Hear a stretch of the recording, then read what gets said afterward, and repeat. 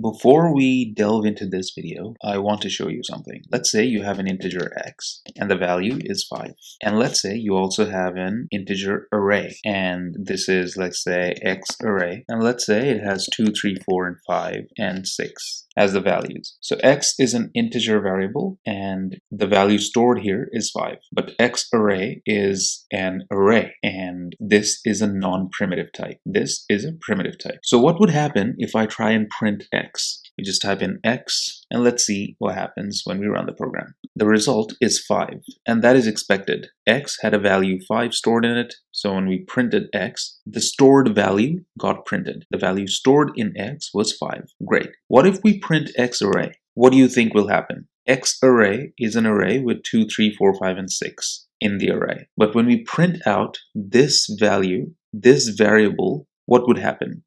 You see, it does not print out 2, 3, 4, 5, 6. Instead, it just prints out an address. That is the address of the memory where the array 2, 3, 4, 5, 6 is stored. If you watched the last video of chapter 2 when we talked about passing by value and passing by reference, if you understood what was going on in that video, then you would have no problem understanding why X array is printing this address. So non-primitive types of variables always have the address stored in them. And that address is then pointing to the location where the main object is stored. So here, X array, the variable, only stores this address. And this address is basically the address of the memory where this whole array is stored. But in terms of integer x, there is no such thing. 5 is directly stored in x. Here, this array is not directly stored in X array. Only the address is stored in X array. And in this memory location, where this address points to, in that location, 2, 3, 4, 5, and 6 reside. So keeping this in mind, let's see what can happen with getters and setters. Let's say in the person class, we have another attribute named children. So let's say we're creating a person who has 3 children. We will store the names of those children in this children array variable. So here we might say string array children. And now let's say we have a children getter and setter method. So here is our get children method and here is our set children method. What's wrong here? Let's see this with an example. Let's go to the main method. Here at first we'll have to define an array with some children's name in there. So let's say we're defining an array children, and this will be a string type array. So let's say John has 3 children. First one's name is Mary, the second one's name is David, and the third one's name is Eric. And here, when we're creating the new person, we specify that this array is used as an input to create the new person John. So now we have this new object P1, and P1's name is John, gender is male, age is 20, and children are this variable. And this variable has Mary, David, and Eric stored in it. Now, there's a problem here, but we'll come to that a little bit later. For now, let's keep things simple. Let's just say that we specify children directly as the children for P1. And children is an array which has Mary, David, and Eric stored in it. So we created the getter and the setter methods for children, right?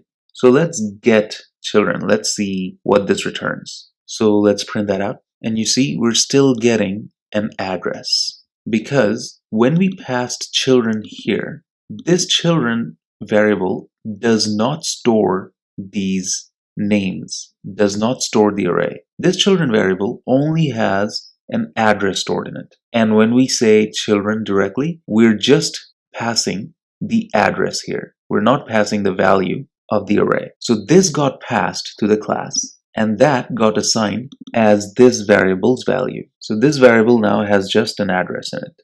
And when we say return children in getChild method, it just returns whatever is stored in here. And what's stored here is this address. So it just gives me back the address.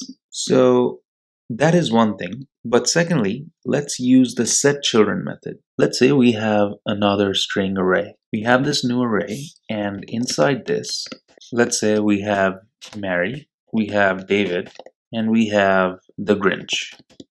And now let's say we want to set the children for John as new array. Great. So now John's children's names have been changed. The first one is Mary, the second one is David, the third one's Grinch.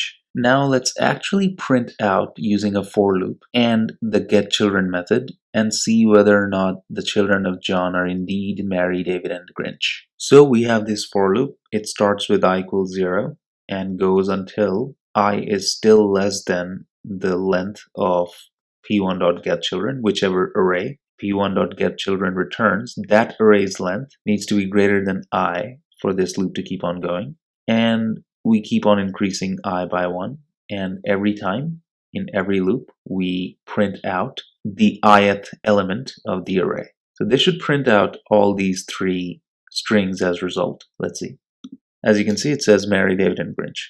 So that means we have successfully changed the children's name for John. We created this new array and we assigned this new array using the setChildren method. We assigned this new array as the children of John. And then we just printed it out and see whether or not John, who is P1, whether or not his children are actually Mary, David, and Grinch, and they are. We just printed that out. So now John's children are set, right? They are Mary, David, and Grinch. Now let's say I'm not touching John. Let's say I'm not touching P1. I'm only changing new array. I'm not touching P1. I am not interacting with P1. I'm not interacting with John at all. I'm just changing new array. So let's do that. So let's say I'm changing the first element of new array. So I'm changing the 0th element.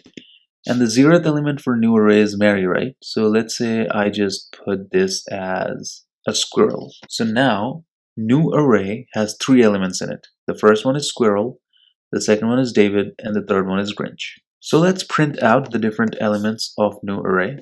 At first we'll print out the value of the 0th element for new array, and then we'll add a comma, and then we'll print out the second new array element, and then we'll add another comma, and we'll print the third new array element, and that's it. And let's see what the result for this is. This should be squirrel, David, and Grinch. So let's delete this first. We don't need this anymore. We already know the result is Mary, David, and Grinch for this part. And let's run this program. You see, because we changed the first value of new array to squirrel, new array was here, right? So new array got changed. The first value became squirrel.